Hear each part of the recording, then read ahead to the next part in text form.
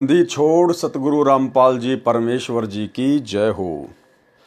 परम पिता परमात्मा सारी सृष्टि के रचनहार कुल मालिक असंख्य ब्रह्मांडों के स्वामी जगत गुरु तीनों लोकों में प्रवेश करके सबका धारण पोषण करने वाले राजाधिराज आत्माधार नाथों के नाथ देवों के देव महादेव सर्वेश्वर महेश्वर मृत्युंजय अजरो अमर आदि अनादि सनातनी प्रभु जगत पिता जगदीश्वर श्री श्री 1008 की उपाधि के वास्तविक अधिकारी अकाल मूरत शब्द स्वरूपी राम वासुदेव सर्वगतम ब्रह्म परम पूज्य प्रथम पूज्य परम संत परम पुरुष परम धनी परम दयालु सत्य कबीर हक्का कबीर अल्लाहु अकबर बाखबर अल्लाह ताला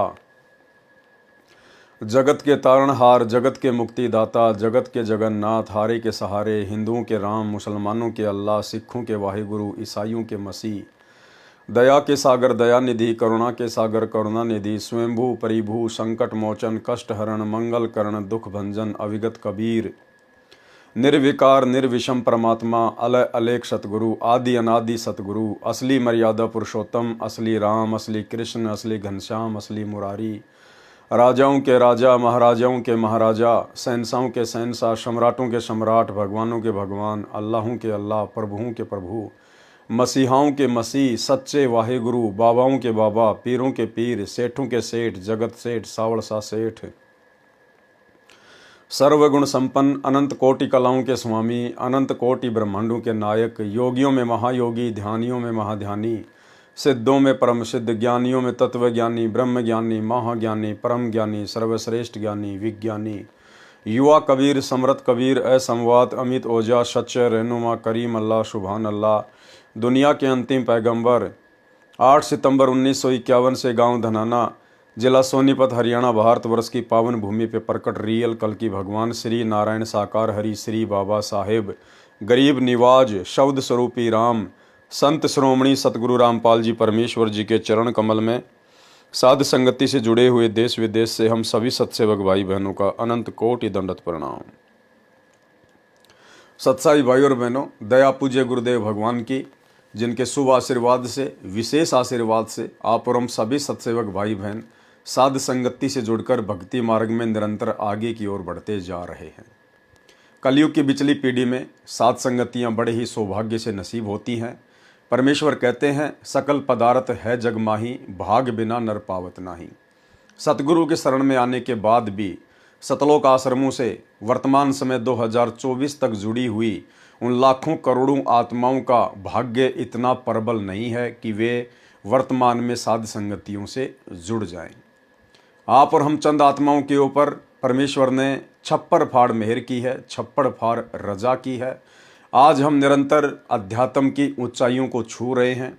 आज आप और हमारा विश्वास दृढ़ विश्वास पूज्य गुरुदेव भगवान के चरणों में दृढ़ता के साथ में टिका हुआ है। भाई और बहनों, ये रजा इसी प्रकार से गुरुदेव भगवान की आप और हम सभी के ऊपर बनी रहे, एकमात्र ये हमारी कामना पूज्य गुरुदेव जी से है।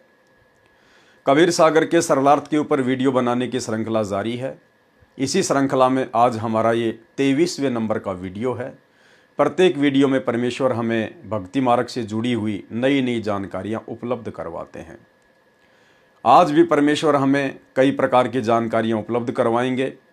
साथ ही भक्ति मार्ग पे हमने किस प्रकार से सावधानियां बरतनी है, अपने गुरुदेव भगवान को पहचानने में गलती नहीं करनी है, गुरु के अलावा किसी अन्य में परमात्मा के दर्शन नहीं करने हैं, अन्यथा हम काल की सूक्ष्म चाल की भेंट चढ़ जाएंगे। तो आज कबीर सागर के सरलार्थ के पार्ट नंबर 23 में बिजली खां पठान की कथा के माध्यम से परमेश्वर हमें बहुत सारी शिक्षाएं देंगे। तो चलिए भाई और बहनों, शुरू करते हैं। कबीर सागर का सरलार्थ पेज नंबर 201। बिजली खां पठान मगहर रियासत को शरण में लेना, यानी मगहर रियासत के नवाब थे बिजली खां पठान, जो दिल्ली के बादशाह सिकंदर लोदी के अधीन राज्य करते थे। उनको परमेश्वर ने किस प्रकार से अपनी शरण में लिया। एक बिजली खान पठान मगहर रियासत नवाब था। मगहर नगर के साथ से एक आमी नदी बहती थी। एक आमी नाम की नदी थी, वो मगहर रियासत के पास से बहा करती थी। वह भगवान शंकर जी के श्राप से सूख गई थी। भगवान शिव का दूसरा श्राप था कि जो मगहर में प्राण त्यागेगा वह गधे की योनि को प्राप्त करेगा, फिर नरक में जाएगा। जो काशी में मरेगा वह बैकुंठ में जाएगा। एक समय मगहर नगर के आसपास यानी मगहर रियासत में दुर्भिक्ष पड़ा, यानी भयंकर अकाल पड़ा। त्राही त्राही मच गई। सर्व जंतर मंतर पाठ हवन कर करा लिए, परंतु व्यर्थ रहा। मगहर नगर उत्तर प्रदेश में गोरखपुर गीता प्रेस वाला इससे 25 किलोमीटर दूर है। मगहर में हिंदू तथा मुसलमान आधे आधे हैं। किसी ने राजा को बताया कि काशी नगर में एक कबीर नाम के महात्मा बड़े सिद्ध पुरुष हैं, यदि वे आशीर्वाद दे दें तो वर्षा निश्चित रूप से हो जाएगी।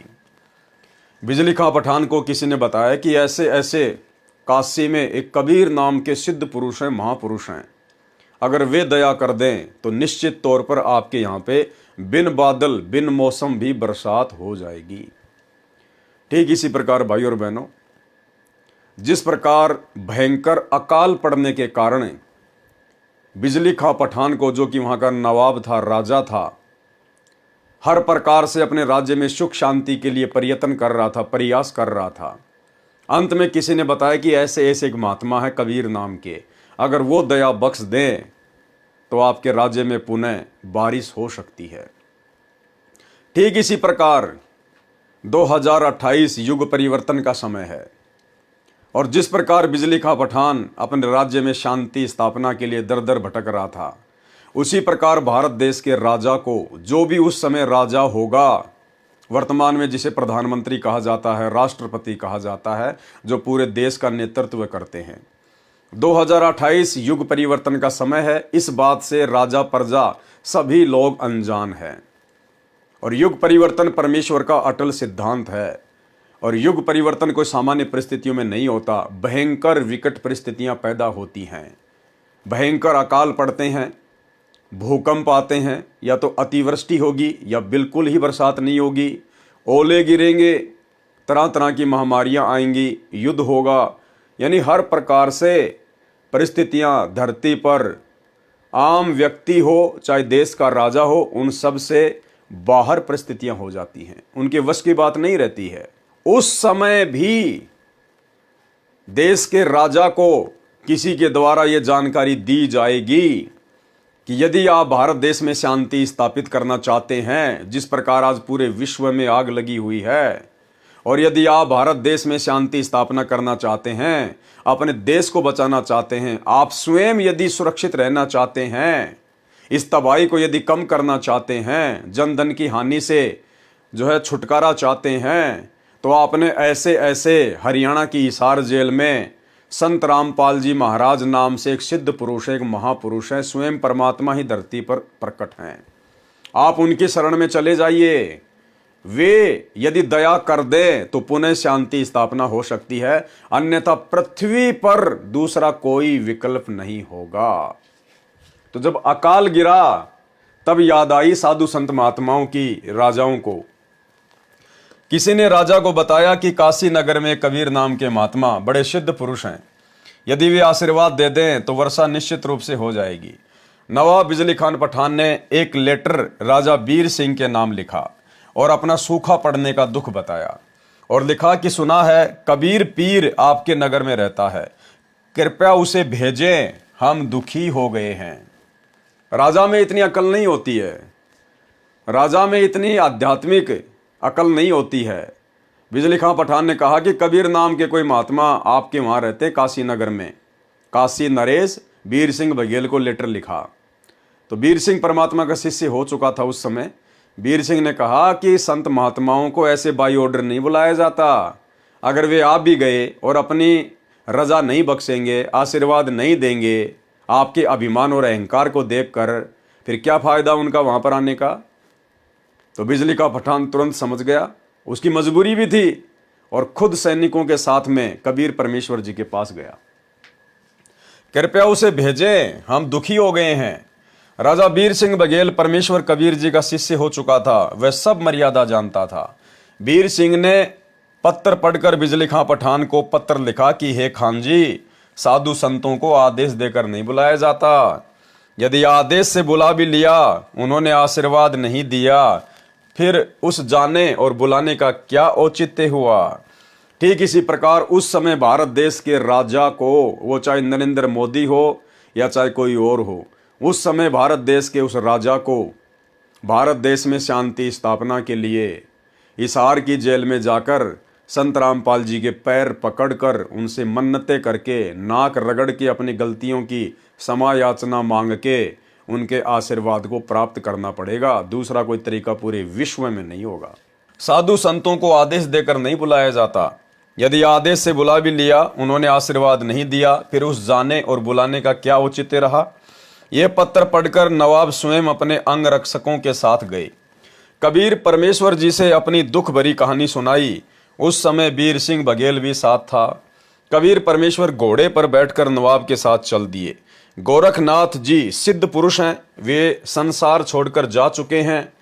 सिद्ध पुरुषों के पास कुछ वर्षों तक ये शक्ति रहती है कि वे जब चाहें पृथ्वी पर प्रकट हो जाते हैं, अपने पंथ का विस्तार फिर भी करते रहते हैं।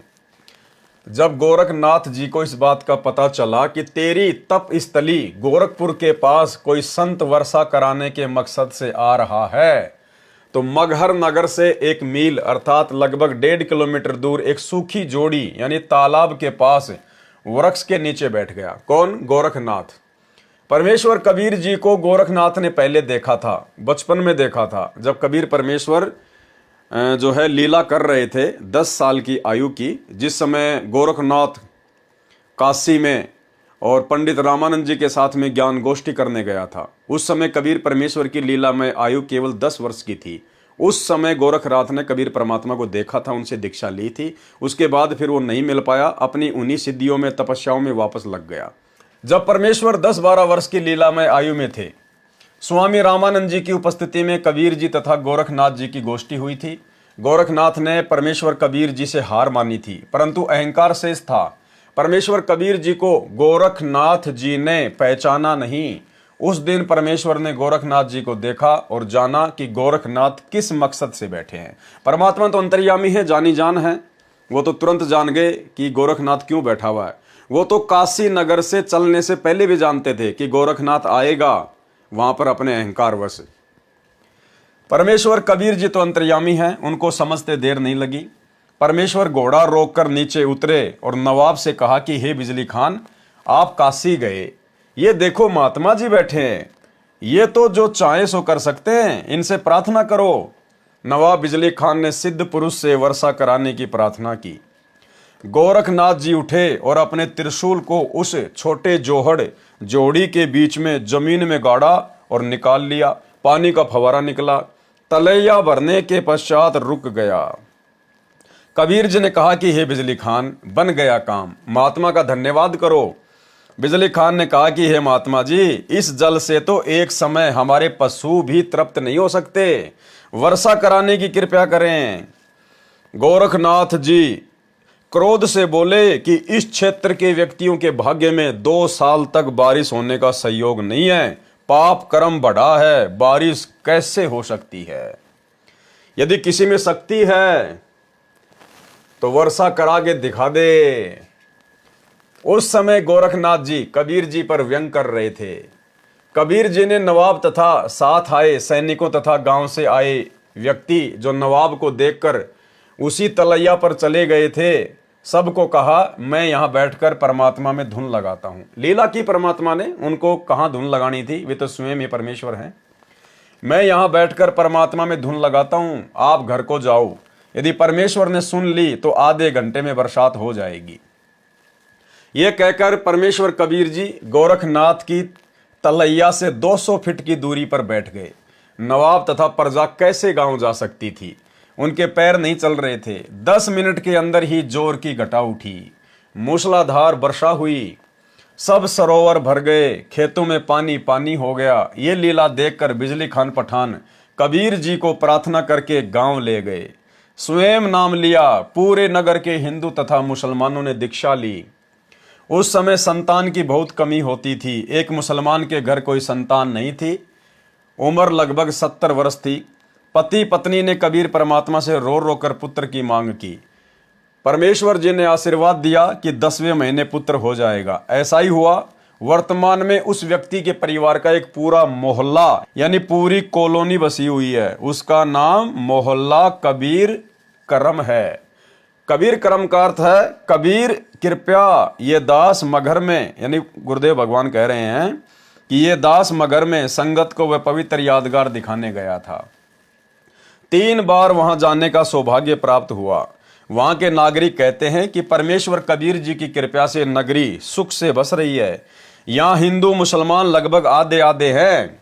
कभी भी धर्म के नाम पर आपस में झगड़ा नहीं हुआ है।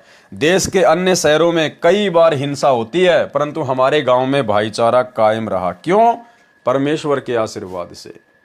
उस समय के लोग डरने वाले थे, साधु संतों की इज्जत करते थे। और वर्तमान में क्या हो रहा है? वर्तमान में क्या हो रहा है? सतगुरु रामपाल जी की संगत में 2 पार्ट हो गए। एक पार्ट जिसे सतलोक आश्रमों के नाम से जाना जाता है, दूसरा पार्ट जो ज्ञान आधार से भक्ति कर रहा है साध संगति के नाम से जाना जाता है। और आज सतलोक आश्रम नाम से वो पार्ट जो अज्ञान आधार से भक्ति कर रहा है, दिखावे की भक्ति कर रहा है, बाकी सारे कुकर्म कर रहा है, कोई मर्यादा नहीं निभा पा रहा है और जबरदस्ती साध संगत वालों के साथ में लड़ाई झगड़ा करते हैं, मुकदमेबाजी करते हैं, मारपीट करते हैं। सोचिए भाई और बहनों, 650 साल पहले परमात्मा ने आशीर्वाद दिया था और आज तक वहां पर हिंदू मुसलमानों का आपस में झगड़ा नहीं है। लेकिन वर्तमान में सतगुरु रामपाल जी के परिवार वाले, सोचिए इनके कितने बिगड़े हुए संस्कार हैं। अपने ही गुरु भाई बहनों के साथ में लड़ाई झगड़ा करते हैं, मारपीट करते हैं, मुकदमेबाजी करते हैं सत्सेवकों के साथ में। ये शर्म की बात है, डूब के मरने की बात है ये। यहाँ हिंदू मुसलमान लगभग आधे आधे हैं। कभी भी धर्म के नाम पर आपस में झगड़ा नहीं हुआ। देश के अन्य शहरों में कई बार हिंसा होती थी, परंतु हमारे गांव में भाईचारा कायम रहा। और सतगुरु रामपाल जी के परिवार वाले, ये कोऑर्डिनेटर, ये क्यों लड़ाई झगड़ा करते हैं हम सत्सेवकों के साथ में? ये भक्ति को लेकर लड़ाई झगड़ा नहीं करते, क्योंकि इन लोगों को भक्ति की टेंशन नहीं है। भक्ति चाहे कोई इनसे अच्छी करे या इनसे नीची करे, इनको भक्ति से कोई लेना देना नहीं है। ये लड़ाई झगड़ा केवल इस डर के कारण करते हैं कि संगत को लूटने का जो कॉन्ट्रैक्ट इस काल से हमने ले रखा है, गुरुदेव के परिवार वालों ने, इन कोऑर्डिनेटरों ने, इनको डर है कि ये कॉन्ट्रैक्ट कहीं ये साथ संगत वाले ना ले लें, कहीं हमारे हाथ से संगत ना निकल जाए, कहीं हमारे हाथ से ये दान धर्म ज्योति पाठ का पैसा ना चला जाए। इनको फिक्र केवल माया की है, पैसे की है। अपने स्वार्थ के कारण ये उलझे हुए हैं। लेकिन इनको इस बात का नहीं पता कि हम सतगुरु रामपाल जी परमेश्वर जी के शिष्य हैं, उनके सत्सेवक बच्चे हैं। माया को, धन दौलत को हम लोग अपने गुरुदेव के आशीर्वाद से और ज्ञान आधार से अपने पैर की ठोकर के ऊपर रखते हैं, पैर की ठोकर के ऊपर। हमारी नज़रों में हमारे गुरुदेव भगवान से बढ़कर, उनकी सत भक्ति से बढ़कर दुनिया में कोई भी दूसरी अनमोल माया, अनमोल धन नहीं है। लेकिन काल प्रेरणा से ये लोग इस बात से अपरिचित हैं। यहाँ हिंदू मुसलमान लगभग आधे आधे हैं। कभी भी धर्म के नाम पर आपस में झगड़ा नहीं हुआ है। देश के अन्य शहरों में कई बार हिंसा होती है, परंतु हमारे गांव में भाईचारा कायम रहा। नाम भक्ति की कमाई करना अनिवार्य है। अब गुरुदेव भगवान हमें क्या समझा रहे हैं? इस कथा के माध्यम से परमेश्वर हमें क्या शिक्षा देंगे? नाम भक्ति की कमाई करना अनिवार्य है। यानी आज हम भाई बहनों ने गुरुदेव भगवान से, कबीर परमेश्वर जी से नाम उपदेश भी ले लिया है, हम उनकी शरण में हैं। और यदि हम लोग सुमरण को, 3 समय की आरती को, सत्संग सुनना, 5 यज्ञ करना, ये टोटल जो होता है ये भक्ति में आता है, परमात्मा की सेवा में आता है। इसी को कहते हैं पूजा करना। पूजा, भक्ति, सेवा, इसमें सब कुछ आ जाता है। 3 समय की आरती आ गई, मंत्र जाप करना हो गया, सत्संग सुनना, मर्यादा निभाना, गुरुदेव को भोग लगाना, यानी भक्ति से संबंधित जो भी क्रिया होती है वो सेवा, पूजा इसी नाम से जानी जाती है।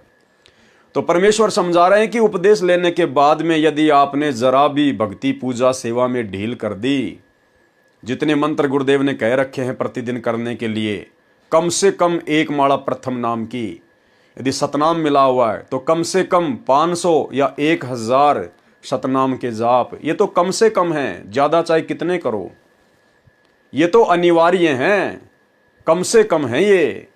यदि हम इतना भी नहीं करेंगे, भक्ति को हल्के में लेंगे तो फिर हमारे साथ में क्या बनेगी? फिर भी हम पार नहीं हो पाएंगे। हम मर्यादा में भी पूरे हैं, सच्चा गुरु भी बना रखा है, लेकिन गुरु ने जितनी भक्ति करने का आदेश दिया है, यदि हम उतना भक्ति नहीं कर रहे हैं तो भी हम अंत में यहीं रह जाएंगे। नाम भक्ति की कमाई करना अनिवार्य। अध्याय वीर सिंह बोध, पृष्ठ 123 पर। राजा वीर सिंह की एक छोटी रानी सुंदर देई थी। जो काशी नरेश था राजा वीर सिंह, परमात्मा उसकी स्त्री के माध्यम से आप और हमें संदेशा दे रहे हैं कि नाम की कमाई नहीं की तो क्या बनेगा। राजा वीर सिंह की एक छोटी रानी सुंदर देई थी। उसने भी परमेश्वर कबीर जी से दीक्षा ले रखी थी। उसने सत्संग बहुत सुने थे, विश्वास कम था, नाम की कमाई यानी साधना नहीं करती थी। जब रानी का अंतिम समय आया तो यम के दूत राजभवन में प्रवेश कर गए। फिर यमदूत रानी के शरीर में प्रवेश कर गए और अंतिम श्वास का इंतजार करने लगे। उस समय रानी सुंदरदेई के शरीर में बेचैनी हो गई। यमदूत दिखाई देने लगे। राजा ने रानी से पूछा कि क्या बात है? रानी ने कहा कि मुझे राजपाट, महल, आभूषण कुछ भी अच्छा नहीं लग रहा है। रानी ने कहा कि साधु संतों को बुलाकर परमात्मा की चर्चा कराओ। साधु तथा भगत आकर परमात्मा की चर्चा तथा भक्ति करने लगे। उससे कोई लाभ नहीं हुआ। रानी के शरीर में कष्ट और बढ़ गया। यानी सबसे पहली शिक्षा तो भाई और बहनों ये कि यदि हम गुरुदेव की मर्यादा में रहकर और जितनी भक्ति उन्होंने करने के लिए आदेश दिया हुआ यदि उतनी नहीं करेंगे तो भी यम के दूत हमें नहीं छोड़ने वाले। दूसरा, उस समय हमें हमारे भगत भाई बहन किसी प्रकार से कोई सहायता नहीं देंगे। हमारे भगत भाई बहन कोई भी आड़े नहीं आएगा। जिस प्रकार यम के दूत आ चुके थे, उसकी अंतिम श्वास का इंतजार कर रहे थे। रानी के कहने पर भगत भाइयों को बुलाया गया, परमात्मा की चर्चा की गई, महिमा की गई, लेकिन किसी भी भगत की चर्चा और महिमा से रानी को किसी प्रकार का कोई फायदा नहीं हुआ। यानी खुद की कमाई ही खुद के काम आएगी। खुद के द्वारा की गई सेवा, दान, धर्म ही खुद के काम आएगा। दूसरे की कमाई दूसरे भगत के बिल्कुल भी काम नहीं आएगी। रानी ने कहा कि साधु भक्तों को बुलाकर परमात्मा की चर्चा कराओ। साधु तथा भगत आकर परमात्मा की चर्चा तथा भक्ति करने लगे। उससे कोई लाभ नहीं हुआ। रानी के शरीर में कष्ट और बढ़ गया। अर्ध अर्ध यानी आधा श्वास चलने लगा। श्वास खींच खींच कर आने लगा। हृदय कमल को त्याग कर जीव भयभीत होकर त्रिकुटी की ओर भागा। यानी हमारी जो आत्मा होती है वो हमारे शरीर में जो है हृदय कमल में रहती है। तो यम के दूतों से वो आत्मा भयभीत हो गई, क्योंकि भक्ति उसने की नहीं, मर्यादा में वो रही नहीं, गुरु पे उसका विश्वास रहा नहीं। अंत में वो भयभीत हो गई, वो डर गई यम के दूतों को देखकर।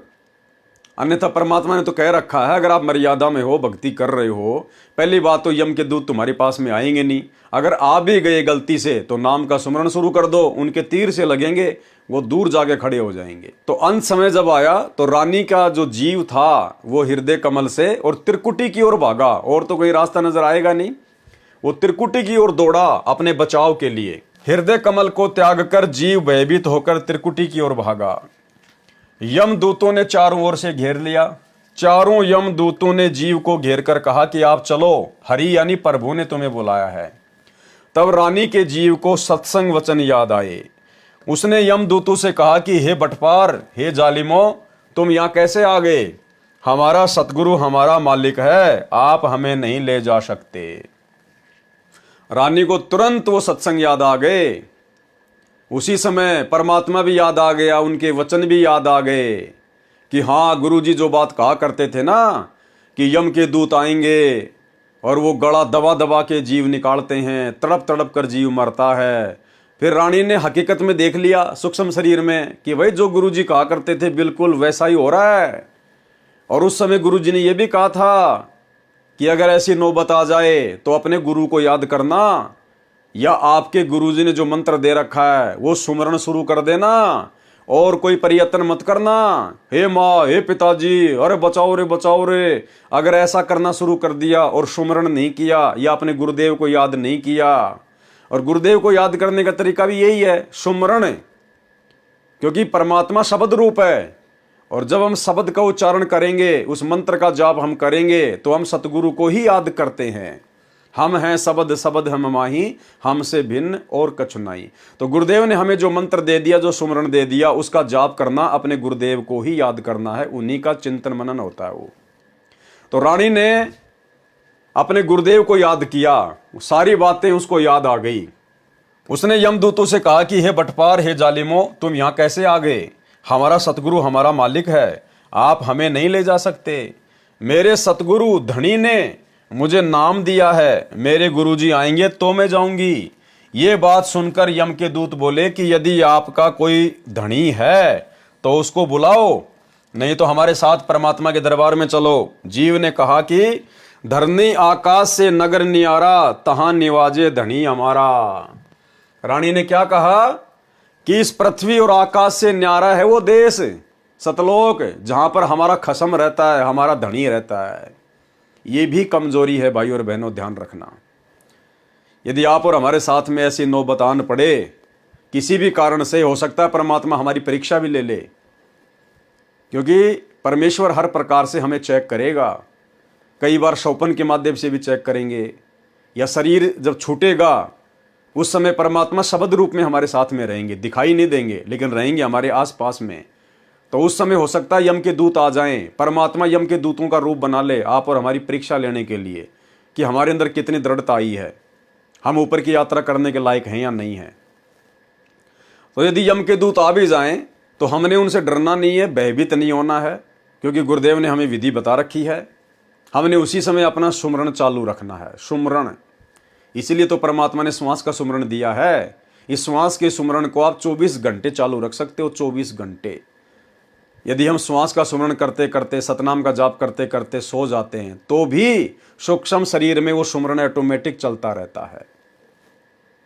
तो परमेश्वर ने बताया कि आपने उस समय सुमरण करना है, जो भी आपको मंत्र मिला हुआ है। अगर आपका शरीर यदि प्रथम नाम लेने के बाद छूट गया तो उस समय प्रथम नाम का जाप करना है। सतनाम है तो सतनाम का, सार नाम है तो सार नाम का, सार शब्द है फिर तो कहना ही क्या। तो उनके तीर से लगेंगे, भाले से लगेंगे, वो तुम्हारे निकट नहीं आ सकते।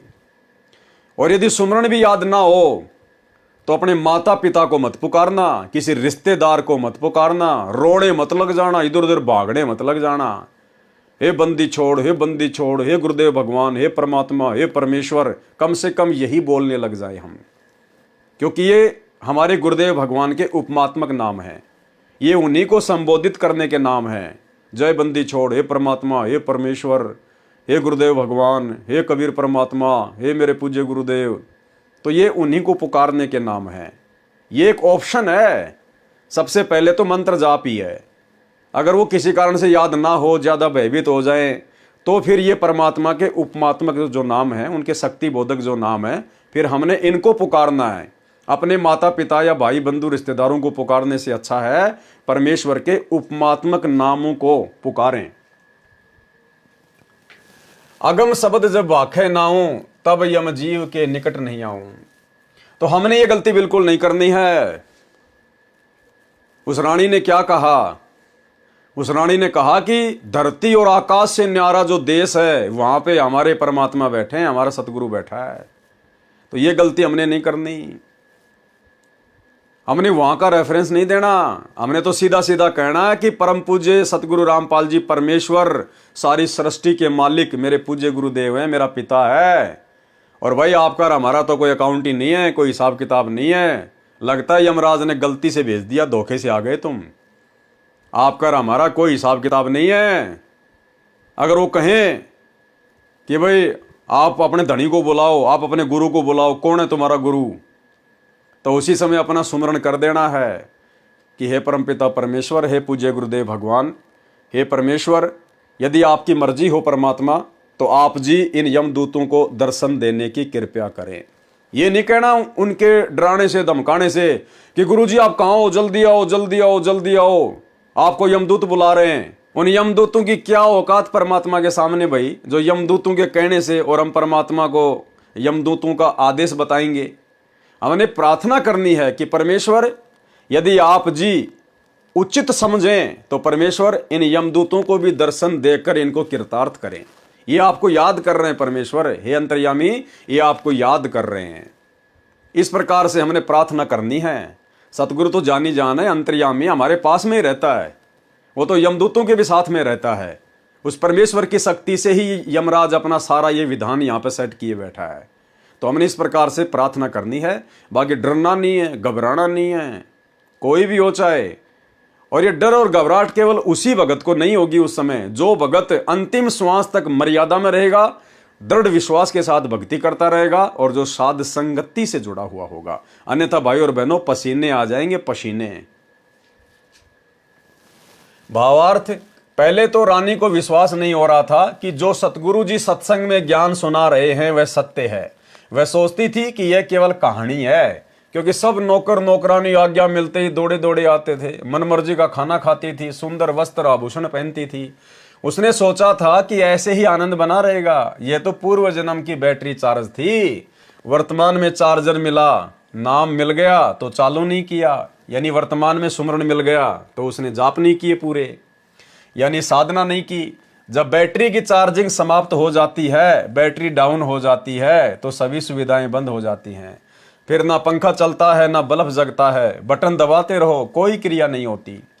इसी प्रकार जीव का पूर्व जन्म की भक्ति का धन यानी चार्जिंग समाप्त हो जाती है तो सर्व सुविधाएं छीन ली जाती हैं।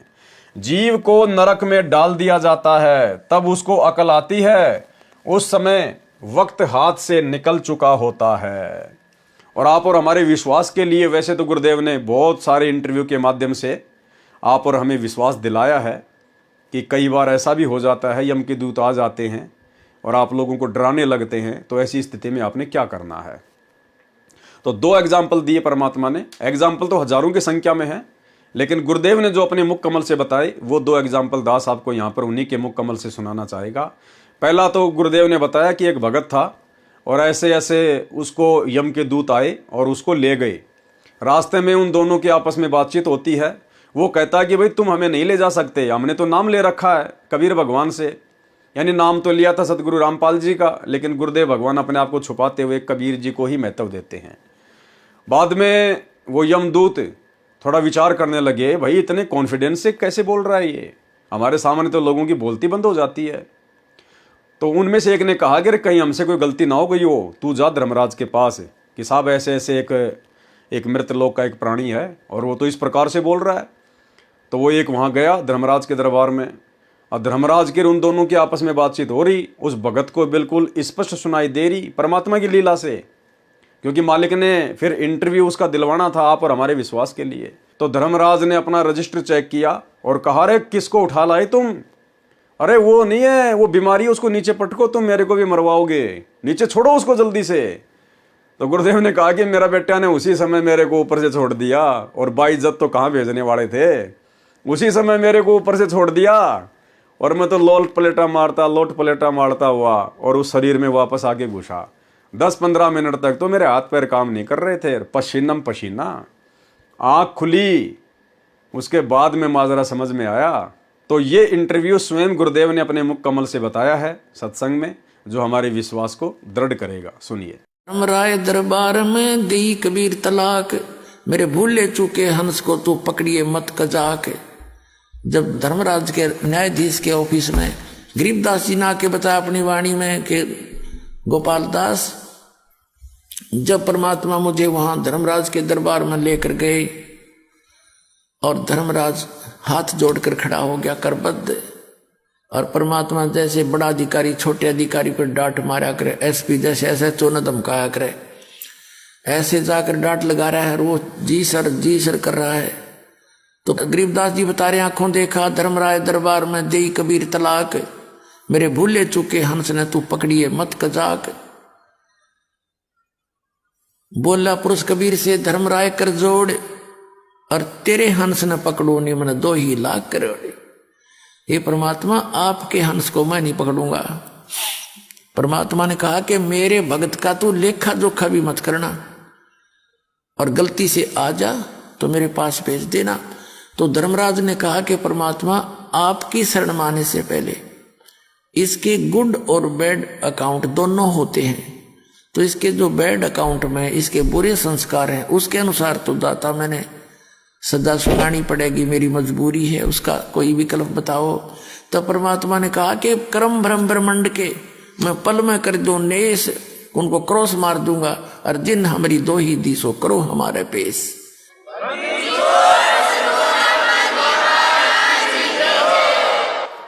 कि जिसने मेरा नाम ले रखा है और मेरा जिक्र कर दिया, मैं तो कबीर साहब का भगत हूं, परमात्मा का शिष्य हूं, उनका भगत हूं, तो खबरदार उसका अकाउंट नहीं लेना, हमारे पेश कर देना। तो पुण्यात्मा एक भगत बता रहा था, रात्रि के समय मैंने सपना आया और दो आए इसी बूढ़ी बूढ़ी शक्ल के और पकड़ कर मेरी बाँख, चल तेरा टाइम हो लिया, पूरा टाइम हो गया तेरा समय, मुझे ले गए ऊपर। मैंने उनसे रास्ते में पूछा, जब थोड़ी सी दूर रह लिया वो जहाँ वो मुझे ले जाना चाह रहे थे, मैंने पूछा भाई कौन हो तुम, कहाँ ले जा रहे हो मुझे? कि हम हैं यम के दूत और पहले ले जाओगे तेरे धर्मराज के दरबार में, और फिर जैसा आदेश होगा फिर हम तेरे को वहाँ छोड़ देंगे। ने बोला यम के दूत और महाराज थारा के मेड़ भाई, तुम तो मुझे ले जा नहीं सकते, तो तुम्हें पता है मैं कबीर साहब का भगत हूँ, ऐसे नाम ले रखा है मैंने, मैं कबीर परमात्मा का बच्चा हूँ, तुम नहीं ले जा सकते मुझे। वो बोला चल चल सीधा था ना, तो न गट देंगे बात। ने बोला मैं गुट्टम गुट्टान के साथ छुटान लग गया, वो छोड़ने क्यों करे, दोनों खूब खुचम खुचा हो गया हम तीनों जने। तो वो तगड़े थे, मेरा भी कई मार गए, मुझे खड़ा कर लिया। तो वो फिर डर गई इस बात, तब इतना कॉन्फिडेंस से जब कह रहा है कि गड़बड़ हो जा, थारे दूध चूक लागी हो। एक ने कहने लगा तू इसके पास खड़ा रहा, मैं पहले अंदर जाके वेरीफाई कराया हूँ। तो उसने जाके कहता मैंने न सोने दूर थे, वो तो मालिक की लीला थी, अंदर बतलाते। उसने कहा जी ऐसे ऐसे एक व्यक्ति लाए हैं जो आपका आदेश था। वो तो यूं कहे मैं कबीर साहब का भगत हूं, तो मुझे ले जा नहीं सकते। ये बात कर दे, उसने फट दे वो फाइल खोली उसकी, ने बोला नकम्मे यू नहीं है, वो दूसरा है इससे नाम का, और पटको इसे मरवाओगे मुन्ने भी।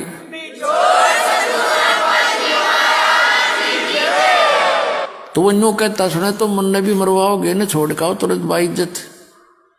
तो जब वो वापस आए ने बोला छोड़ दे बीमारी ने, बोला ऊपर तो पटक दिया मेरे बेटा ने ऊपर से, और इज्जत तो कड़े छोड़ने थे।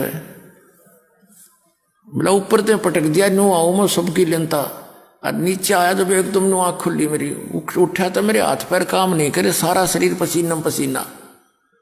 जब मैं ठीक ठाक जाग जाता तो मेरे नो सोचूं सपना है यो, मेरा 15-10 मिनट के बाद तो मेरे शरीर हरकत में आया था, ऐसी स्थिति थी।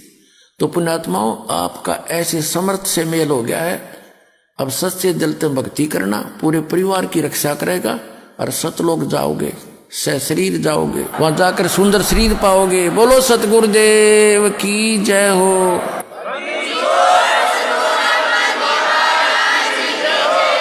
इसके अलावा भाई और बहनों, सन 2010 या 11 की घटना है, और वर्तमान में हिसार जेल से जो विशेष संदेश आ रहे हैं उनमें गुरुदेव भगवान ने जिक्र किया है सन 2010 या 11 की घटना का, कि एक भगत था, वो सत्संग में आने लगा, पीछे से उसकी जो भगतमती थी जिसने नाम नहीं ले रखा था, वो उसको दुखी करती थी, परेशान करती थी सत्संग के नाम पर। तो जैसे ही वो भगत अपने घर से सत्संग के लिए निकला, पीछे से उसका फ़ोन आ गया कि कहाँ हो, बच्चा बीमार हो गया है, जल्दी आओ। भगत ने कहा कि मैं तो जा रहा हूँ सत्संग में, घर पर पैसे रखे हुए हैं, हॉस्पिटल बराबर में है, बच्चे को दिखा ले। ये कहकर उसने फ़ोन ही बंद कर दिया और सत्संग सुना। दूसरे दिन जैसे उसने फ़ोन खोला, तुरंत उसकी भगतमती का फ़ोन आया, कहा कि कहाँ हो? बोला सत्संग में हूँ।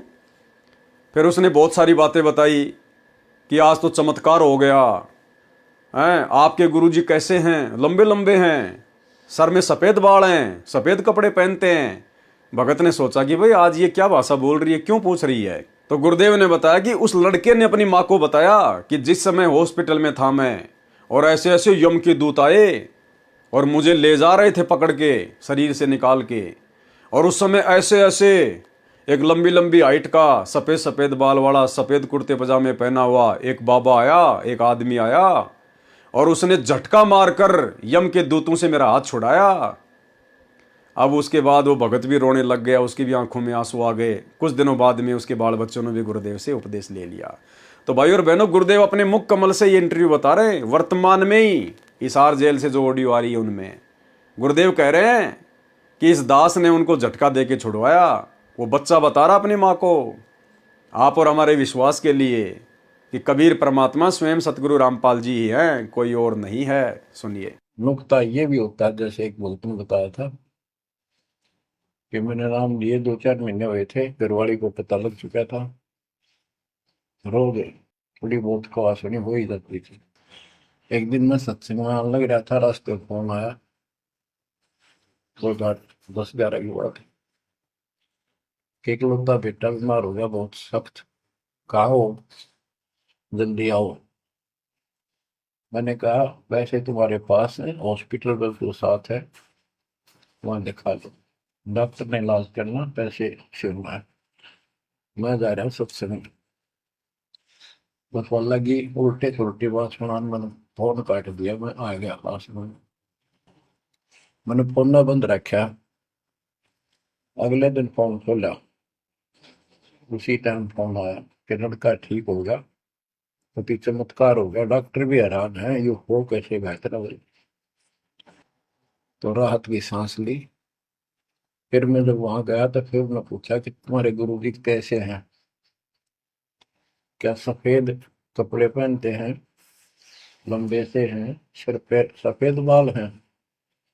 मैं उनके मुंह की तरफ देखूं, ये उस लड़के ने बताया अपनी माँ को, एक ऐसा आदमी आया था और मेरे को काल के दूतों से नुक खींच के झटका देकर सुटा के लाया, वापस मेरे को छोड़ दिया इसमें शरीर में। तो मेरी आंखों से पानी पड़ा, और वो भी नहीं बोली हम भी चल रहे, राम सारे परिवार ने दीक्षा बोल। उसके बाद उस लड़के का 4 साल हो गए, बुखार नहीं चढ़ा। बच्चों, इसको कहते हैं नुकते ऊपर ही जगह रे कोटी करो, जब जा तुम्हारे। तो भाई और बहनों, इसी प्रकार यदि आप और हमारे साथ भी ये शरीर छोड़ने के बाद में बन जाए किसी भी कारण से, चाहे हमारी भक्ति कम हो या चाहे परमात्मा हमारी परीक्षा लेते हों, हर स्थिति में हमने निडरता के साथ में, क्योंकि निडरता आएगी भक्ति की शक्ति से, मर्यादाओं में रहने से, और एक दिन ये सब में आ जाएगी जो अंत तक इस परमात्मा के दरबार में पड़े रहेंगे। तो उस समय हमें डरना नहीं है, घबराना नहीं है, हमने अपना सुमरण करना है, क्योंकि सुमरण ही हमारा गुरु है। शब्द गुरु चित चेला रे। उसके बाद आगे का काम पूज्य गुरुदेव भगवान का है। तब उसको अकल आती है। उस समय वक्त हाथ से निकल चुका होता है, केवल पश्चाताप और रोना शेष रह जाता है। रानी सुंदरदेवी ने सत्संग सुन रखा था, पूर्ण सतगुरु से दीक्षा ले रखी थी, नाम की कमाई नहीं की थी। दीक्षा लेने के बाद भी भक्ति पूरी नहीं कर पाई, नाम की कमाई पूरी नहीं कर पाई, पूरा विश्वास अपने गुरुदेव पर, उनके वचनों पर, सत्संगों पर नहीं कर पाई। वह गुरुद्रोही नहीं हुई थी, गुरु निंदा भी नहीं किया करती थी। रानी ने सतगुरु को याद किया कि हे सतगुरु, हे मेरे धनी, मेरे को यमदूतों ने घेर रखा है, मुझ दासी को छुड़ाओ।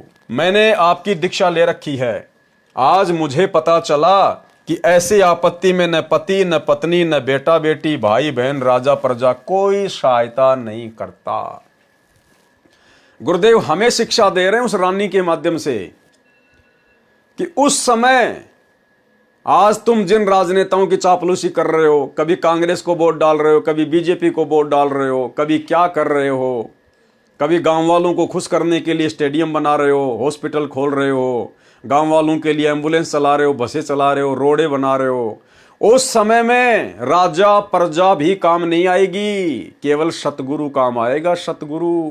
तो आप और हमें गुरुदेव शिक्षा दे रहे हैं कि अपने गुरुजी के प्रति पूर्णतया समर्पित रहो, इन राजनेताओं की, चंद नेताओं की चापलूसी ना करो, दुनिया को खुश करने का प्रयास मत करो, ये दुनिया अंत समय में काम नहीं आएगी, सतगुरु काम आएगा। सतगुरु को प्रसन्न करने वाली भक्ति क्रिया करो, और सतगुरु इन आडंबरों से, पाखंडों से प्रसन्न नहीं होता, सतगुरु मर्यादित भक्ति से प्रसन्न होता है।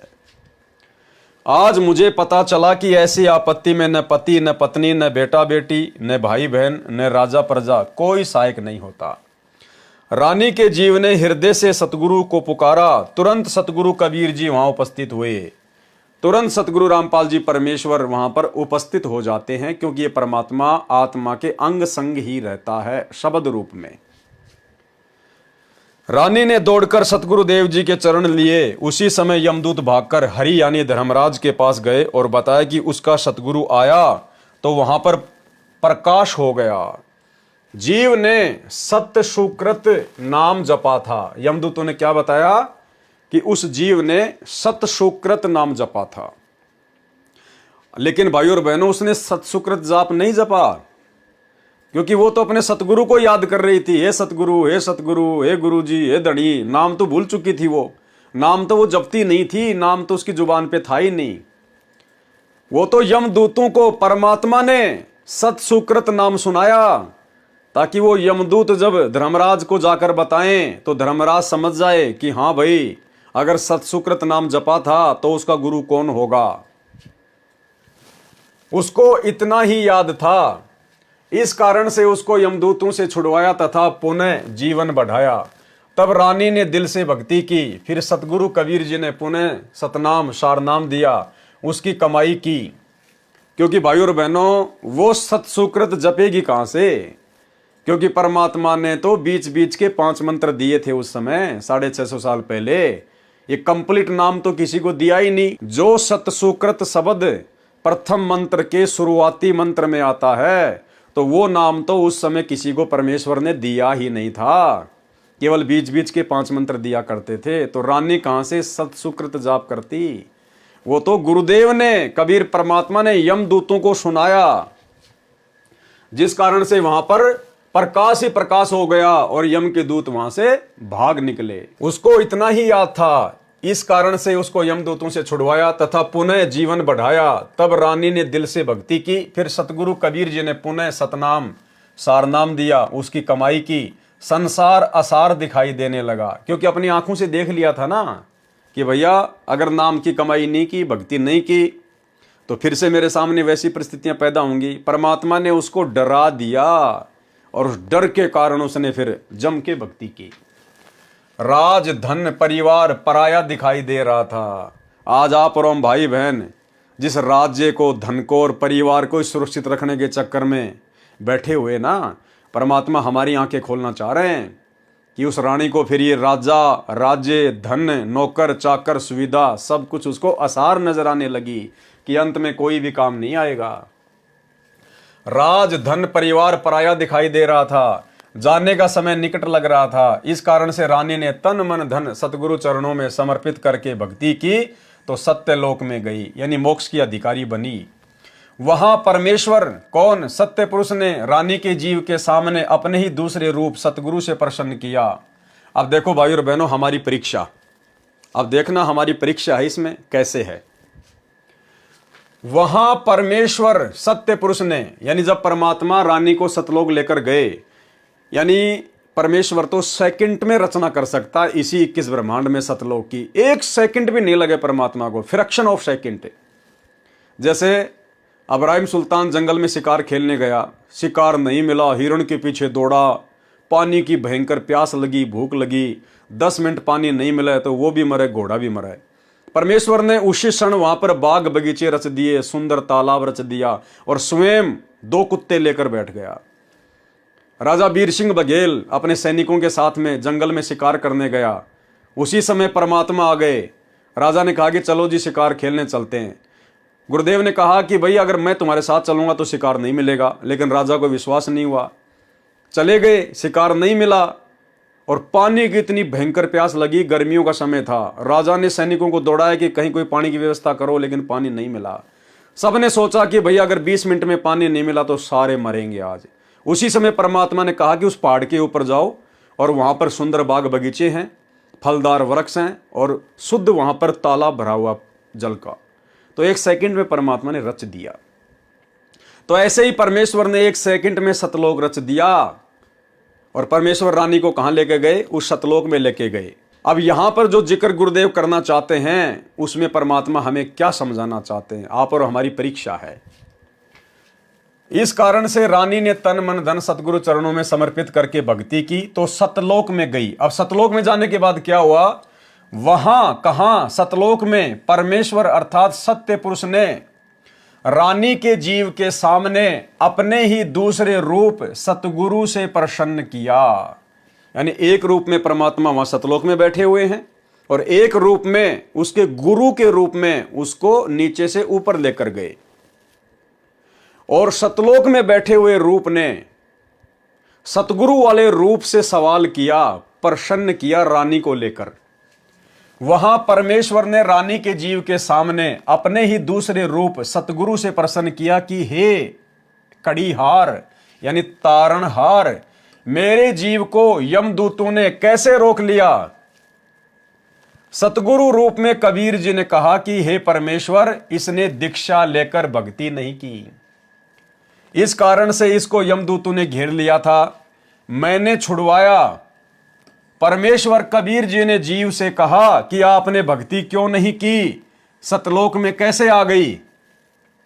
सिर नीचा करके जीव ने कहा कि पहले मुझे विश्वास नहीं था, फिर यमदूतों की यातना देखकर मुझे आपकी याद आई, आपका ज्ञान सत्य लगा, आपको पुकारा, आपने मेरी रक्षा की, फिर मेरे को वापस जीवन दिया गया, तब मैंने दिलो जान से आपकी भक्ति की।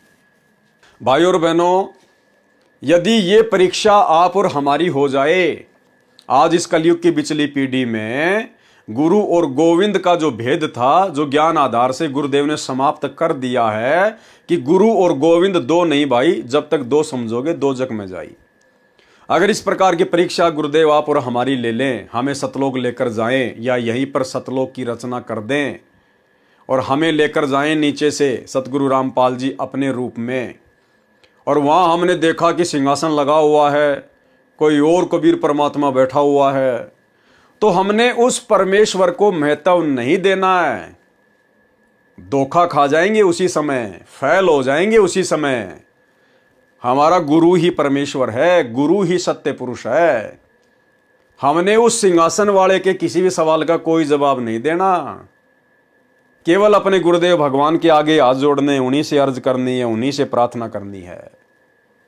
ये हमारी परीक्षा होगी और त्रिकुटी पर भी परमात्मा हमारी इस प्रकार से परीक्षा लेंगे। एक सत्संग में गुरुदेव ने हमें क्या समझाया कि गुरु गोविंद दोनों खड़े काके लागू पाए, बलिहारी गुरु अपना जिन गोविंद दियो बताए। गुरुदेव ने बताया जब तुम त्रिकुटी पर जाओगे और एक रूप में तो वहां पर मैं खड़ा हूं यानी तुम्हारा गुरु, और दूसरे रूप में यदि कबीर परमात्मा अपने ओरिजिनल रूप में आ जाए, दाढ़ी मूंछ वाले रूप में, जिसको नादान संगत कबीर भगवान मानती है, तो भगत को गुरुदेव ने आदेश दिया कि बलिहारी गुरु अपना जिन गोविंदियों मिलाए। अपने ही गुरुदेव के चरणों में गिरना है। उधर अगर उस कबीर भगवान की तरफ अगर झांक भी लिया, देख भी लिया, उसी समय फैल हो जाओगे। और यहां भी ऐसा ही है, यानी वर्तमान में हम जो भक्ति कर रहे हैं ना, यहां भी हमने ऐसा ही करना है। इसलिए तो हमने दाढ़ी मूंछ वाली कबीर जी की फोटो को घर से बाहर कर दिया कि ना रहेगा बांस, ना बजेगी बांसुरी। तो पहले सुनिए ये सत्संग। गुरु और गोविंद दोनों खड़े, वहां मान लीजिए परमात्मा दोनों रूप बना के खड़ा हो जा, एक दास का रूप और दूसरा अपना ओरिजिनल रूप। तो कहते हैं वहां भी परीक्षा होगी, किसके लागू पाए। सबसे पहले कहते बलिहारी गुरु अपना जिन गोविंदियों मिलाए। अपने गुरु जी के ही चरणों में गिरना, वहां पर परमात्मा की तरफ अगर झांक भी लिया, उधर साथ होगी तो वो रिजेक्ट करेंगे आपको। यहां भी ऐसा ही होगा। अपने गुरु जी के ही चरणों में गिरना, वहां पर परमात्मा की तरफ अगर झांक भी लिया, उधर साथ होगी तो वो रिजेक्ट करेंगे आपको। यहां भी ऐसा ही होगा। अपने गुरु जी के ही चरणों में गिरना, वहां पर परमात्मा की तरफ अगर झांक भी लिया, उधर साथ होगी तो वो रिजेक्ट करेंगे आपको। यहां भी ऐसा ही होगा। तो वहां गुरु जी के ही चरणों में समर्पित होना है, तो भगवान प्रसन्न। तो भाई और बहनों, आपके समझ में आ गया होगा, ये रानी की परीक्षा थी। परमात्मा रानी को लेकर गए नहीं लेकर गए हमें नहीं पता, लेकिन परमेश्वर ने यदि यहां पर लिखा है तो भाई और बहनों, ये आप और हमारी परीक्षा है। जिस प्रकार वो रानी सतलोक में सत्य पुरुष को देखकर, उस तेजोमय रूप को देखकर कह रही थी कि मैंने आपको पुकारा, आप आए मेरी रक्षा करने के लिए, जबकि आया तो सतगुरु था रक्षा करने के लिए। लेकिन वहां पर रानी ने देखा कि ये है भगवान। जिस प्रकार हर किसी ने धोखा खाया, धर्मदास जी ने धोखा खाया, नानक जी ने धोखा खाया, दादू जी ने धोखा खाया, मलुकदास जी ने धोखा खाया, गीसा संत जी ने धोखा खाया। जिनको भी परमात्मा सतलोक लेकर गए नीचे से सतगुरु रूप में, जिंदा महात्मा के रूप में, और वहां जैसे ही उन्होंने देखा कि सिंहासन पर तेजोमय परमात्मा बैठा है और नीचे से गया हुआ सतगुरु जिंदा महात्मा उस तेजोमय रूप के ऊपर चवर करने लगता है। जीव की परीक्षा होती है। तो सबने यही सोचा कि भगवान तो ये है और ये जिंदा बाबा जो मुझे नीचे से ऊपर लाया ये तो इसका नौकर है। लेकिन कुछ ही समय बाद में वो सत्य पुरुष वहां से खड़ा होता है और सतगुरु रामपाल जी सिंहासन पर बैठ जाते हैं और कुछ ही देर में फिर वो दाढ़ी मूंछ वाला तेजोमय शरीर संत रामपाल जी के शरीर में समा जाता है। अकेले सतगुरु रामपाल जी सिंहासन पर रह जाते हैं। फिर उनकी आंखें खुलती हैं कि भाई ये नौकर नाकर नहीं है, ये तो खुद ही सत्य पुरुष है, तो लीला कर रहे हैं नीचे। तो आप और हम भगत भाई बहनों ने, भाई और बहनों, भले हम सतलोक में क्यों ना पहुंच जाएं, भले हम ओरिजिनल सतलोक में ही क्यों ना चले जाएं, यदि वहां पर सिंहासन पर हमें हमारे पूज्य गुरुदेव भगवान दिखाई ना दें, हमने जाते दंडवत नहीं मार देनी है। कहीं को दाढ़ी मूंछ वाला बैठा और हमने मार दी वहां पे जाके दंडवते। हाँ, यदि हमें यह आभास हो गया वहां पर कि मेरे ही गुरु का रूप सामने है, मेरे ही गुरुदेव भगवान अपने दूसरे रूप में तेजोमय रूप में यहां पर बैठे हुए हैं, और जब तक हमारे गुरुदेव भगवान या तो उस तेजोमय रूप में ना समा जाएं या वो तेजोमय रूप हमारे गुरुदेव में ना समा जाए, तब तक हमने दंडवत नहीं करना है। जब तक एक रूप ना रह जाए, एक रूप, तब तक हमने दंडवत नहीं करना। चाहे वो कितना तेजोमय रूप है और गुरुजी हमारे पास में खड़े, हमने सामने जाके दंडवत नहीं मारनी, उसके फेल हो जाएंगे। हमें क्या पता वो सतलोक है क्या है, क्या पता परमात्मा यहीं पर हमारी परीक्षा ले रहे हैं। तो हमने केवल अपने गुरुजी के प्रति समर्पित रहना है हर हाल में, चाहे परिस्थितियां कैसी भी क्यों ना हो। आपको पुकारा, आपने मेरी रक्षा की, फिर मेरे को वापस जीवन दिया, तब मैंने दिलो जान से आपकी भक्ति की। पूर्ण दीक्षा प्राप्त करके आपकी ही कृपा से और गुरुजी के सहयोग से, देखो क्या कह रही है रानी, कि मैंने पूर्ण भक्ति करके आपकी कृपा से और गुरुजी के सहयोग से, आपकी कृपा और गुरुजी का सहयोग, यानी भगवान तो मान रही है सामने वाले को और सतगुरु को केवल अपना गुरु मान रही है, कि आपकी कृपा से और गुरुजी के सहयोग से। तो उसने तो दो मान लिए ना। और मालिक कहते हैं गुरु और गोविंद दो नहीं भाई, जब तक दो समझोगे दोजक में जाई। और वो रानी फिर कई बार दोजक में गई, क्योंकि उस समय तो मोक्ष होना नहीं था। 650 साल पहले तो वर्तमान की पिछली पीढ़ी में मोक्ष होना था। तो मनुष्य जन्म तो प्राप्त किए होंगे 2, 4, 5, 10, हर बार माँ के पेट में आई, नरक तो भोगना पड़ा ना। तो मालिक का वचन मिथ्या नहीं है। तो जो गलती उस रानी ने की, आप और हमने सतगुरु को लेकर वो गलती नहीं करनी है। क्या कहा रानी ने, कि पूर्ण दीक्षा प्राप्त करके आपकी कृपा से, वो सतलोक में बैठे हुए तेजोमय रूप वाले को कह रही है कि आपकी तो कृपा से और गुरु जी के सहयोग से, यानी उसने दो मान रखे थे, गुरु अलग और परमात्मा अलग, मैं यहां आपके चरणों में पहुंच पाई हूं। सत्यलोक में जाकर भगत अन्य भक्तों के पास भेज दिया जाता है। सुंदर अमर शरीर मिलता है, बहुत बड़ा आवास यानी महल मिलता है, विमान आंगन में खड़ा है, सिद्धियां आदेश का इंतजार करती हैं, तुरंत विद्युत की तरह सक्रिय हो जाती है, बिजली की तरह। जैसे बिजली का बटन स्विच दबाते ही बिजली से चलने वाला यंत्र तुरंत कार्य करने लगता है, ऐसे वहां पर वचन का बटन स्विच है। जो वस्तु चाहिए बोलिए, वस्तु पदार्थ आपके पास उपस्थित होगा। जैसे भोजन खाने की इच्छा होते ही आपके भोजन स्थल पर गतिविधि प्रारंभ हो जाएगी, थाली गिलास रखे जाएंगे, कुछ देर में खाने की इच्छा बनी तो सिद्धि से उठकर रसोई में रखे जाएंगे, मिनट पश्चात इच्छा हुई तो भी उसी समय व्यवस्था हो जाएगी। घूमने की इच्छा हुई तो विमान में गतिविधि महसूस होगी, विमान के निकट जाते ही द्वार खुल जाएगा, विमान स्टार्ट हो जाएगा। यानी भाई और बहनों, इस आत्मा को चाहत है उन सुखों की, भले ही किसी को ज्ञान है या नहीं है, भले कोई वर्तमान में सच्चे गुरु की शरण में है या नहीं है, लेकिन आत्मा को रह रहकर उन सुखों की याद आती है। और यहाँ के इंसान जो बड़े बड़े वैज्ञानिक हैं, ये लोग यही प्रयास करते हैं कि कुछ ना करें और सब कुछ ऑटोमेटिक हो जाए।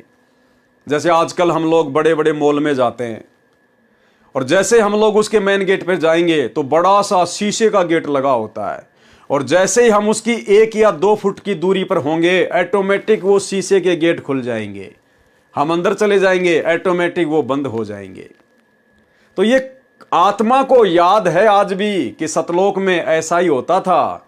वहां पर कोई भी काम हाथ से नहीं करना पड़ता था, केवल मन में सोचना पड़ता था। उसी समय परमेश्वर की शक्ति से सिद्धियां ऑटोमेटिक सारा काम कर दिया करती थी।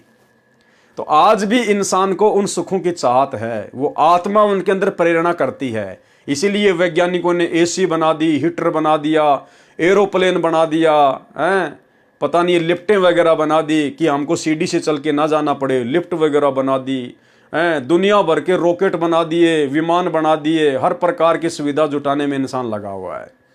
लेकिन इनमें वो आनंद नहीं है। वो आनंद तो सतलोक में ही जाकर मिलेगा। मिनट पश्चात इच्छा हुई तो भी उसी समय व्यवस्था हो जाएगी। घूमने की इच्छा हुई तो विमान में गतिविधि महसूस होगी। अब देखो, पहले गाड़ियां आती थी, गेयर वार लगाते थे, क्लिच विलिच होती थी, बड़ा जोर लगता था, हैंडल भी ऐसा ही होता था। आजकल देखो पावर स्टीयरिंग आ गए, उंगली के इशारे से गाड़ियां चलती हैं, बिना गियर की ऑटोमेटिक गाड़ियां आ गई। तो बताओ कितनी सुविधा हो गई। और भी अच्छी सुविधा उपलब्ध हो, इसके इंतजाम में दिन रात वैज्ञानिक रिसर्च करते रहते हैं कि अब ऐसी कार आएगी जो बिना ड्राइवर के चलेगी। बस अपने घर का नक्शा डालो, जहां भी जाना है वहां की लोकेशन डालो, कार तुम्हें ऑटोमेटिक लेके जाएगी, चाहे सोते हुए जाना। तो भाई वो असली आनंद तो सतलोक में आएगा। यहां वाली तो न जाने कहां पर भिड़ा के मार देंगी, कोई भरोसा नहीं है। विमान के निकट जाते ही द्वार खुल जाएगा, विमान स्टार्ट हो जाएगा। जहां जिस द्वीप में जाने की इच्छा होगी, विचार करने पर विमान उसी ओर उड़ चलेगा। इच्छा करते ही ताजे ताजे फल पेड़ों से तोड़कर लाकर आपके समक्ष रख दिए जाएंगे। सतलोक की नकल ये काललोक है। इसी तरह स्त्री पुरुष परिवार है। अब भाई और बहनों, आगे हम जो पढ़ने वाले हैं ना, अब आगे हम जो पढ़ने वाले हैं, ये हमने बहुत ही ध्यान से पढ़ना है, क्योंकि दास के तो समझ में आ नहीं पाई ये बात। दास ने लगभग 2-3 साल पहले भी इसको देखा था, लेकिन उस समय भी मेरी समझ में नहीं आई। और वर्तमान में ये वीडियो बना रहा हूं, इससे पहले भी मैंने 4-5 बार इसको खूब पढ़ा, सोचा, लेकिन मेरी समझ में नहीं आई ये बात। अब ये बात जो आगे हम पढ़ेंगे, हो सकता है ये लाइनें गुरुदेव भगवान ने आप और हमारी परीक्षा के लिए लिखी हैं, कि इन बातों को हम ऐसा का ऐसा ही स्वीकार करते हैं, या गुरुदेव के सत्संगों से मेल करके हम लोग विचार विमर्श करते हैं, कुछ चिंतन मनन भी करते हैं।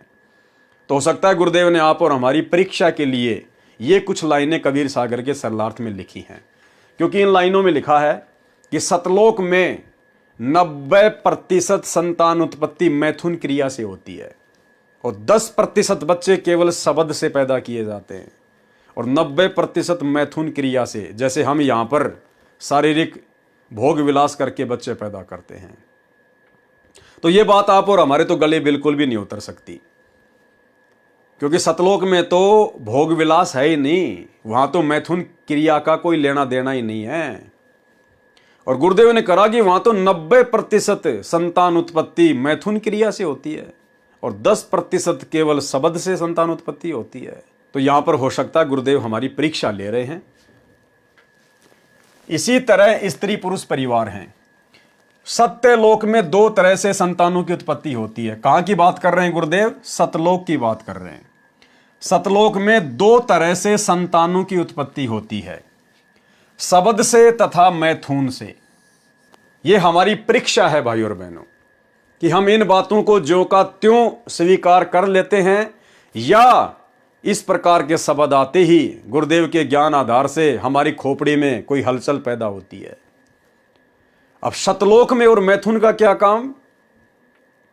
अगर सतलोक में 2 प्रकार से संतान उत्पत्ति होती है, शब्द से भी और भोग विलास करके मैथुन क्रिया से भी, तो फिर भाई परमात्मा ने दुर्गा और काल को 21 ब्रह्मांडों के साथ में 16 संकोश की दूरी पर भेजने की जरूरत क्या थी? सतलोक के जिस हिस्से में मैथुन से बच्चे उत्पन्न होते थे, वो कुक्रम यदि सतलोक में पहले से ही हो रहा था, तो काल और दुर्गा को परमात्मा वहीं पर सेट कर देते, यहां भेजने की जरूरत ही नहीं थी। परमेश्वर को फिर यह कहने की जरूरत ही नहीं पड़ती कि भाई इस सतलोक में ऐसा कुक्रम करने की यदि कोई सोचता भी है, मैथुन क्रिया करने की, वो यहां पर रह नहीं पाता। अगर मैथुन क्रिया सतलोक में थी या है, तो भाई फिर काल को वहीं पे परमात्मा भेज देते, क्योंकि और भी तो बहुत सारे लोग वहां पर मैथुन क्रिया से बच्चे पैदा जो है वो कर ही रहे थे। तो ये आप और हमारी सीधी सीधी परीक्षा है कि इस पॉइंट को पढ़कर हम क्या रिएक्शन देते हैं। सत्यलोक में दो तरह से संतान की उत्पत्ति होती है, शब्द से तथा मैथुन से। वह हंस पर निर्भर करता है, यानी भगत के ऊपर निर्भर करता है कि वो भोग विलास करके बच्चे पैदा करना चाहता है या शब्द से बच्चे पैदा करना चाहता है। अब भाई और बहनों, सतलोक में परमेश्वर ने बताया कि सतलोक में तो नूरी शरीर है, वहां तो हार्ड मास का शरीर है ही नहीं, ये 5 तत्व का शरीर है ही नहीं। आप चाहे कितना ही वहां पर अमृत भोजन करो, वहां पर लैट्रिन नहीं आती। कितना ही आप जी वहां पे दूध दही पियो, पानी पियो, आपको पेशाब नहीं आती, क्योंकि हमारे शरीर में 5 तत्व से बना हार्ड मास लार ये नहीं है। तो भला फिर जब मैथुन से बच्चे उत्पन्न किए जाते हैं सतलोक में, तो मैथुन क्रिया से तो फिर वीर्यपात भी होगा, शुक्राणु से बच्चे पैदा होंगे। तो जब शरीर के अंदर पेशाब ही बाहर नहीं आता है, तो भला फिर भाई वीर्य कहां से बाहर आएगा, फिर वो पदार्थ कहां से शरीर के बाहर निकलेगा, जब शरीर वैसा है ही नहीं वहां पर। तो यह आप और हमारी परीक्षा है भाई और बहनों। सतलोक में 2 तरह से संतान की उत्पत्ति होती है, शब्द से तथा मैथुन से। वह हंस पर निर्भर करता है। वचन से संतान उत्पत्ति वाला क्षेत्र सतगुरु के सिंहासन के चारों ओर है। नर नारी से परिवार वाला क्षेत्र उसके बाद में है। वचन से संतान उत्पन्न करने वाले केवल नर ही उत्पन्न करते हैं। सत्यलोक में वृद्ध अवस्था नहीं है। नर नारी वाले क्षेत्र में लड़के तथा लड़कियां दोनों उत्पन्न करते हैं, विवाह करते हैं केवल वचन से। जो बच्चे उत्पन्न होते हैं वे काल लोक से मुक्त होकर गए जीव जन्म लेते हैं, फिर कभी नहीं मरते, न बूढ़े होते हैं। जो सतलोक में मुक्त होकर जाते हैं उनको सर्वप्रथम सत्य पुरुष जी के दर्शन कराए जाते हैं। यानी जो आत्मा इस पृथ्वी लोक से मुक्त होकर जाती है, सबसे पहले उनको परमेश्वर के दर्शन करवाए जाते हैं। ठीक है जी। उस समय उसका वही स्वरूप रहता है जैसा पृथ्वी से आता है। यानी पृथ्वी से यदि कोई बूढ़ा गया तो उसका वही वहां पर स्वरूप रहेगा। यदि कोई जवान गया है तो जवान जैसा ही उसका रूप रहेगा। अब आगे एक बात और है, वो मेरे बिल्कुल समझ में नहीं आ रही। चलो, ऊपर वाली तो गुरुदेव के ज्ञान आधार से हम लोगों ने निष्कर्ष निकाल लिया कि भाई सतलोक में मैथुन क्रिया नहीं है। हो सकता है परमात्मा ने हमारी जो है वो परीक्षा के लिए यहां पर ऐसा लिखा है। लेकिन अब जो नीचे हम पढ़ेंगे वो तो भाई और बहनों मेरे बिल्कुल भी समझ से बाहर की बात है। आप में से अगर किसी के समझ में आ जाए तो भाई और बहनों आप जी बता देना। अन्यथा अगर गुरुदेव की परीक्षा होती, अगर ये शब्द यहां पर गुरुदेव की अगर परीक्षा होती तो जरूर परमात्मा हमें इतनी बुद्धि देते कि हम उसको समझ पाते। लेकिन यहां पर भाई और बहनों मुझे या तो ये मिलावट लगती है या फिर इस कबीर सागर को प्रिंट करवाते समय ये गड़बड़ हुई है। नहीं, गुरुदेव ने अगर कोई बात लिखी है तो हमारे समझ में जरूर आनी चाहिए। परंतु वरद नीचे से गया, परंतु यदि कोई बूढ़ा व्यक्ति नीचे से गया कहां, सतलोक, तो वहां सत्य पुरुष के सामने उसी अवस्था व स्वरूप में जाता है। क्या कहा जा रहा है? यदि नीचे से कोई बूढ़ा आदमी मोक्ष प्राप्त करके गया सतलोक में तो सत्य पुरुष के सामने उसी अवस्था व स्वरूप में जाता है। यानी बूढ़ा आदमी बूढ़े आदमी वाली ही रूप में स्वरूप में वहां पर जाएगा सत्य पुरुष के सामने। क्लियर हो गया?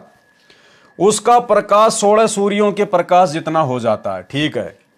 उसके पश्चात उसको उस स्थान पर भेजा जाता है जो सबसे भिन्न है। वहां जाते ही उसका स्वरूप तो वैसा ही रहता है, लेकिन उसके शरीर का प्रकाश 16 सूर्यों जैसा हो जाता है। तो वो तो पहले भी हो ही गया था। अब यहां आगे क्या कहा जा रहा है? परंतु यदि वरद नीचे से गया है तो युवा अवस्था हो जाती है। अब ये दोगली सी बातें हो गई भाई और बहनों, समझ से बाहर की बात है। ऊपर तो क्या कहा जा रहा है? यदि कोई बूढ़ा आदमी नीचे से सतलोक जाएगा तो वो बूढ़ा ही रहता है, परंतु वरद नीचे से गया तो वहां सत्य पुरुष के सामने उसी अवस्था वह स्वरूप में जाता है। कौन सी में? बूढ़े वाली में। और यहां क्या कहा जा रहा है? यदि वरद यानी बूढ़ा नीचे से गया है तो युवा अवस्था हो जाती है। अब ये दास की समझ से बाहर की बात है भाई और बहनों। एक लाइन ऊपर तो कहा जा रहा है कि सतलोक में नीचे से यदि कोई बूढ़ा आदमी जाएगा तो वो बूढ़े जैसा रहेगा, और दूसरी लाइन में कहा जा रहा है कि नीचे से यदि कोई बूढ़ा गया तो वो युवा हो जाता है। अब ये मिलावट है या क्या चक्कर है, दास की तो बुद्धि से बाहर की बात है। अब इसके ऊपर भला हम क्या विश्लेषण करें? जब समझ से बाहर की बात है तो भला क्या विश्लेषण करें? कुछ एक बातें परमेश्वर ने सत्संगों में ये भी कह रखी है कि यदि आपको कोई बात समझ में नहीं आती है तो उसको छोड़ देना, फिर कभी न कभी किसी न किसी सत्संग के माध्यम से कैसे न कैसे वो बात परमात्मा समझा देगा। तो या तो ये बहुत ही गहरी और गूढ़ ज्ञान वाली कोई बात है जो आप और हमारी बुद्धि से बाहर की बात है, और यदि हमसे कोई गलती हुई हो तो परमेश्वर हमें क्षमा करें, हम क्षमा प्रार्थी हैं। और बाकी आप और हमारे समझ से बाहर की बात है, ये मिलावट है या परमात्मा के कोई गूढ़ ज्ञान की बात है, ये हम परमेश्वर के ऊपर ही छोड़ देते हैं। हम ज़्यादा दिमाग इसमें नहीं लगाएंगे और हमारे कोई मतलब की भी नहीं है। अब वहाँ जाने के बाद हम बूढ़े रहेंगे, बच्चे रहेंगे, जवान रहेंगे, हमारी तो चलेगी नहीं। जैसे यहाँ हमारी नहीं चल रही तो सतलोक में हमारी कहाँ चलेगी? वहाँ पर तो सत्य पुरुष की चलेगी। यहाँ पर जैसे काल की चलती है वहाँ पर परमात्मा की चलेगी। वो परमात्मा चाहे बूढ़ा रखे चाहे जवान रखे, हम कौन होते फिर उसे जवान लड़ाने वाले? तो इसको हम छोड़ देते हैं। जब कभी पूज्य गुरुदेव भगवान हिसार जेल से लीला पूरी करके आएंगे और यदि हमें सौभाग्य मिलेगा उनके दर्शन करने का, उस समय परमेश्वर के सामने रखेंगे, परमात्मा शंका का समाधान करेंगे। परंतु वरद नीचे से गया तो वहां सत्य पुरुष के सामने उसी अवस्था व स्वरूप में जाता है। उसका प्रकाश 16 सूर्यों के प्रकाश जितना हो जाता है। उसके पश्चात उसको उस स्थान पर भेजा जाता है जो सबसे भिन्न है। वहां जाते ही उसका स्वरूप तो वैसा ही रहता है, लेकिन उसके शरीर का प्रकाश 16 सूर्य जैसा हो जाता है। अब शरीर का प्रकाश पहले भी 16 सूर्य जैसा और वहां जाने के बाद भी 16 सूर्य जैसा हो जाता है, तो वो तो पहले ही था। अब यहाँ लिखा जा रहा है कि जब ऊपर जाता है तो बूढ़ा जो है बूढ़ा ही रहता है, और यहाँ लिखा जा रहा है कि बूढ़ा ऊपर जाता है तो वो जवान हो जाता है। परंतु यदि वृद्ध नीचे से गया है तो युवावस्था में हो जाती है। तो ये छोड़ दीजिए भाई और बहनों, आप और हमारी समझ से बाहर की बात है। या फिर ये मिलावट हुई है या फिर ये प्रिंट करवाते समय गलती हुई है, तो बताओ फिर हम इनका क्या निष्कर्ष निकालेंगे? जवान है तो जवान ही रहता है, बालक है तो बालक ही रहता है। वहां पर कुछ को सत्य पुरुष के वचन से स्त्री पुरुष का शरीर मिलता है, कुछ बीज रूप में परमेश्वर द्वारा बनाए जाते हैं, जिनका फिर एक बार किसी के घर सतलोक में जन्म होगा, परिवार बनेगा। उस स्थान पर वे हंस एक बार जन्म लेंगे जो काल लोक तथा अक्षर लोक से मुक्त होकर जाते हैं, एकांत स्थान पर रखे जाते हैं। वे दोनों क्षेत्रों में जन्म लेते हैं। वचन से उत्पन्न होने वाले तथा स्त्री पुरुष से जन्म लेने वाले में स्त्री पुरुष से उत्पत्ति की औसत अधिक होती है। ये औसत 10/90 होती है, यानी 10% तो शब्द से बच्चे उत्पन्न होते हैं सतलोक में, और 90% होते हैं विवाह रीति से उत्पन्न होते हैं, यानी मैथुन क्रिया से उत्पन्न होते हैं। तो ये तो भाई और बहनों बिल्कुल भी स्वीकार्य बात नहीं है, क्योंकि हमारे गुरुदेव भगवान ने, सतगुरु रामपाल जी परमेश्वर ने अपने 30 वर्षों के आध्यात्मिक कैरियर में उन्होंने हजारों की संख्या में सत्संग किए हैं, बार बार सृष्टि रचना सुनाई है। परमात्मा ने कभी भी इस बात का जिक्र नहीं किया कि सतलोक में मैथुन क्रिया से बच्चे उत्पन्न होते हैं। अगर ऐसा होता तो काल को यहाँ भेजने की जरूरत कहाँ थी? परमात्मा उसी क्षेत्र में भेज देता दुर्गा और काल को कि भाई जब लाखों करोड़ों आत्माएं पहले से वहाँ पर मैथुन क्रिया कर रही हैं तो तुम भी वहीं जाके मर लो। यहाँ भेजने की परमात्मा ने आवश्यकता ही नहीं थी। और एक सत्संग में गुरुदेव ने बिल्कुल साफ कह रखा है कि सतलोक में केवल वचन से उत्पत्ति होती है, वहाँ मैथुन क्रिया से बच्चे उत्पन्न नहीं होते। सुनिए। तो सतलोक में आके सतपुरुष ने एक कमल के फूल पर, कमल का फूल बिना पानी के वैसे अपनी शक्ति से ऐसे बनाया, उसके ऊपर सफेद कमल के फूल पर स्वयं सतपुरुष आकार में आ गया। उनकी इतनी चमक है कि एक रूम में इतनी चमक निकलती है जैसे करोड़ों सूर्य और करोड़ों चांद मिला दे, और दोनों की रोशनी मिलकर जो चमक देवा पर गर्मी ना हो, इतनी झलक उस बंदी छोड़ भगवान सतपुरुष के एक रूम में तो निकल रही है। इतना उनका तेजोमय शरीर है। तो सतपुरुष ने अपने, कहते हैं, 17 शब्द उच्चारण किए, वहां सतलोक की सृष्टि रची। एक तो जैसे पूरा 10 किले हों और फिर उसमें कंस्ट्रक्शन करनी न्यारी होती है, वो रचना की। एक शब्द से उन्होंने वहां के उस सतलोक के सब दीप रच दिए। एक द्वीप की इतना क्षेत्र है कि ये सारे ब्रह्मांड और उस एक द्वीप के कोण में रखे जा सकते हैं। इतना बड़ा विस्तार एक द्वीप का है। तो सबसे पहले बंदी छोड़ ने एक शब्द से वहां के सभी द्वीप रच दिए और फिर 16 शब्द उच्चारण किए। शब्द से सृष्टि होती है सतलोक में, ये मैथुन सृष्टि नहीं है। और फिर 16 शब्द उच्चारण किए। शब्द से सृष्टि होती है सतलोक में, ये मैथुन सृष्टि नहीं है। और फिर 16 शब्द उच्चारण किए। शब्द से सृष्टि होती है सतलोक में, ये मैथुन सृष्टि नहीं है। पहले शब्द से दीप लोक आदि रच दिए। दूसरे शब्द से फिर 16 शब्दों से 16 पुत्र वहां जिन्होंने वहां पर कंट्रोल करना है उस सारी सृष्टि के सतलोक की को, वो बनाए। तो भाई और बहनों, ये बात तो यहाँ पर आप और हमारी परीक्षा के मकसद से ही पूज्य गुरुदेव के द्वारा लिखी गई है और पूज्य गुरुदेव जी के सत्संग से ही हमने इसको क्लियर भी कर लिया है। सत्यलोक में स्त्री तथा नर के शरीर का प्रकाश 16 सूर्यों के प्रकाश के समान होता है। मिनी सतलोक मानसरोवर पहले है, वहां दोनों के शरीर का प्रकाश 4 सूर्यों के समान होता है। फिर आगे जाते हैं, जब परब्रह्म के लोक में बने अष्टकमल के पास पहुंचते हैं तो हंस तथा हंसनी यानी नर नारी के शरीर का प्रकाश 12 सूर्यों के प्रकाश के समान हो जाता है। फिर सतलोक में बनी भंवर गुफा में प्रत्येक के शरीर का प्रकाश 16 सूर्यों के समान हो जाता है। प्रमाण कबीर सागर अध्याय मोहम्मद बोध पृष्ठ 20, 21 तथा 22 पर 10 मुकामी रेखता। 10 मुकामी रेखता यानी भाई और बहनों, जो कथाएं हमने पढ़ी हैं पूज्य गुरुदेव के कर कमल से लिखित, जैसे वीर सिंह बघेल की थोड़ी सी कहानी, बिजली का पठान की कहानी, उसकी रानी सुंदर देई की कहानी, तो वही सारी बातें फिर परमात्मा आगे दोहे और चौपाइयों में लिख रहे हैं। तो सारी कथा तो हम भाई बहनों ने जो है वो पढ़ी ली है। तो पूज्य गुरुदेव भगवान के आशीर्वाद से आज के वीडियो में हम केवल इतना ही लेंगे।